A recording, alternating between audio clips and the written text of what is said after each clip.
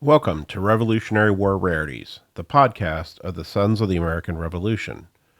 Like, follow, and subscribe to our podcast in your favorite application.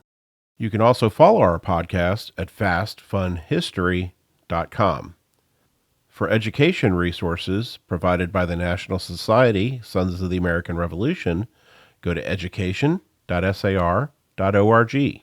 And now, Revolutionary War Rarities.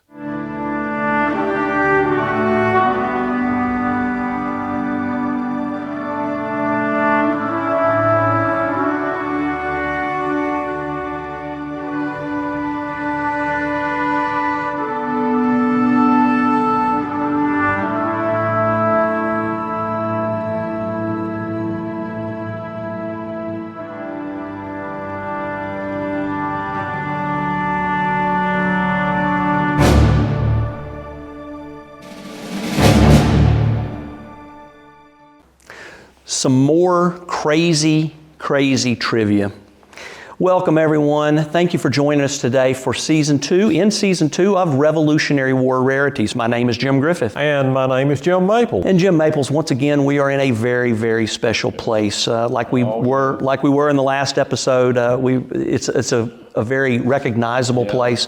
This is the Oval Office of the President of the United States. And it doesn't happen to be in the White House. This happens to be a full-scale replica of the Oval Office at the American Village in Montevallo, Alabama. And this is a very special place. Yes, it is, Jim.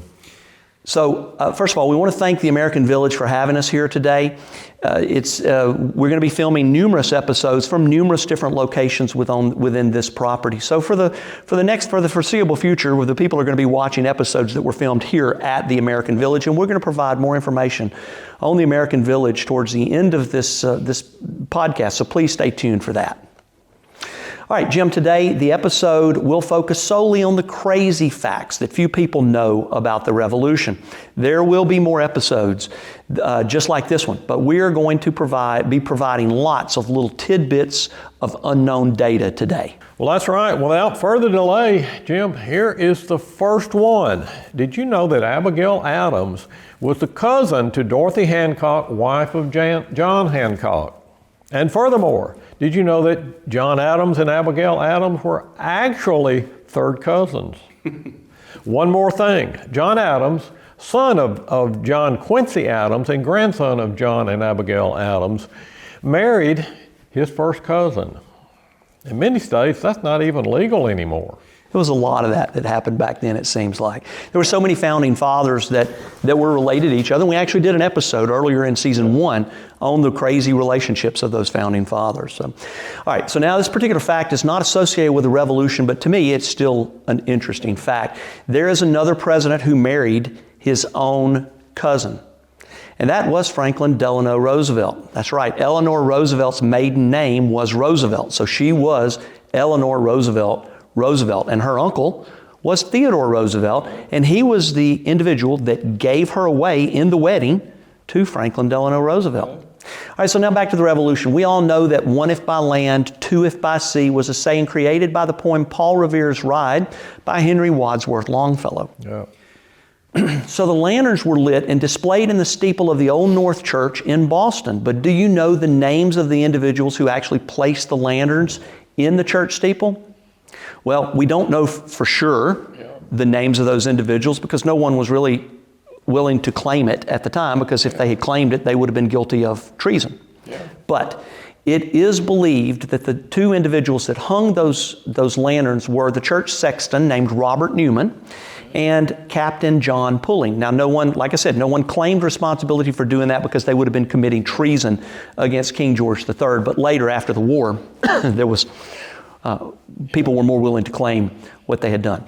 So, however, the two lanterns that were displayed, and this is crazy because it has so much emphasis on our history that I wonder how many people really realize this. The actual lanterns that were displayed in the Old North Church, they were displayed for less than 1 minute. Okay. Because Boston at that time was covered up in British troops, so no one, if you were the two guys that hung the lanterns, you were going to hang them up, and then you were going to get out of there before you got caught doing it. So it's rather funny when you think of such an iconic action in American history and it only lasted about 60 seconds. So Jim, how tall was the old North Church steeple?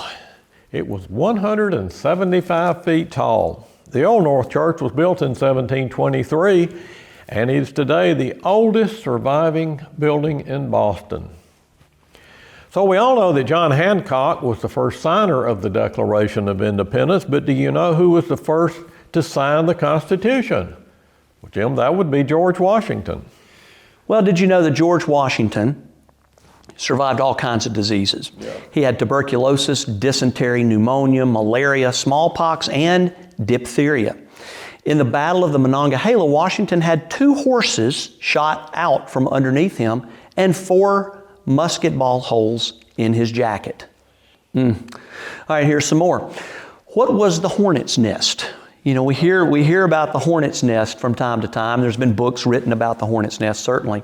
Well, it was an area in northeast Georgia that was full of impassable creeks and swamps and hills. It was an area occupied by colonial soldiers while the British troops occupied most other parts of the Deep South.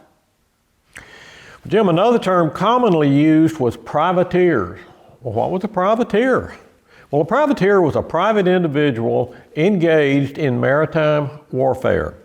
That individual was issued a commission. That commission was also referred to as a letter of marque that basically was a contract that permitted them to join in the hostilities. Well, did you know the 2 highest points at Valley Forge were called Mount Joy and Mount Misery? Okay. Jim, how many future presidents of the United States actually fought in the American Revolution? Well, numerous presidents were considered founding fathers, but they did not necessarily fight. There were only 3 who fought, and they were George Washington, James Monroe, and Andrew Jackson. All right, here's a good one.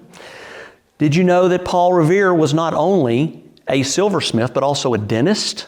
Okay. Most people don't recognize that. As a result of his dentistry work on Dr. Joseph Warren, Paul Revere was likely the first person in U.S. history to use dental forensics in the identification of Warren's body after the Battle of Bunker Hill. Well, Jim, did you know that a man named Robert Shurtleff was a soldier for the Americans during the American Revolution? But he actually was a woman. His real name was Deborah Sampson, and she was honorably discharged and was given a full military pension. And so it goes. According to the Merriam-Webster Dictionary, the definition of trivia is unimportant matters, facts, or details, or facts that are not well known. And that might well be the case. However, I would debate that with all the trivia presented to you in this episode today, it is actually quite important because for without these people and without these places and without these events in the American Revolution, things could have very definitely turned out differently. So today, the Sons of the American Revolution salute the little-known facts, the little-known people, and even the events that have made it into our history books that actually lasted for less than 60 seconds.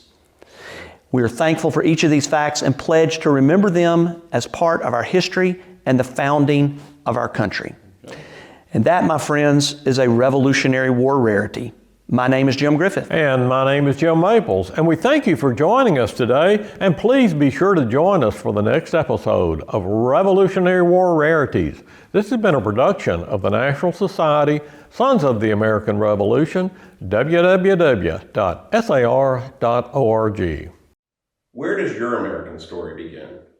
To learn more about the Sons of the American Revolution and find a contact in your area, go to www.sar.org/find-your-contact. We look forward to having you join us.